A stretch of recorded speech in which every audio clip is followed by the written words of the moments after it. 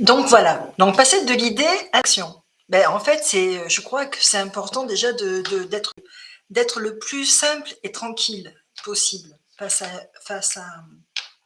ce désir de passer à l'action.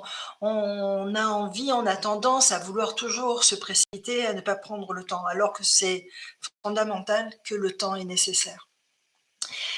L'idée survient, quoi qu'il arrive. Se faire confiance et en ce potentiel qui est en nous, en tant qu'être humain, de pouvoir avoir de la ressource, des idées qui deviennent ainsi ressources. Pour passer de l'idée à l'action, tout simplement, se dire que le temps est notre meilleur allié. Les choses vont se faire tranquillement, sereinement. Pour autant, c'est important d'avoir une pratique quotidienne où on va instaurer un rythme, des objectifs à atteindre, des choses à faire, ne pas se laisser aller à reporter, à reprogrammer. C'est important de se mettre un cadre, de se structurer le plus possible.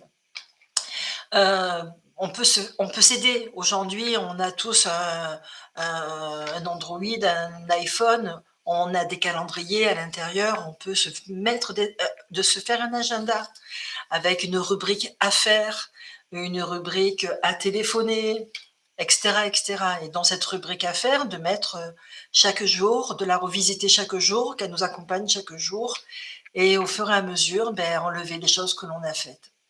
Donc passer de l'idée à l'action, c'est vraiment se faire confiance à notre capacité de mettre en œuvre, et après à ne pas être attaché à un résultat. C'est important aussi de se dire que le résultat ne nous appartient pas, que nous ne sommes pas seuls, je veux dire, par rapport à une action. Il y a toujours des interférences avec les autres, et avec les autres, on peut pas imposer un rythme, ou imposer une idée, ou imposer un commerce, etc., etc.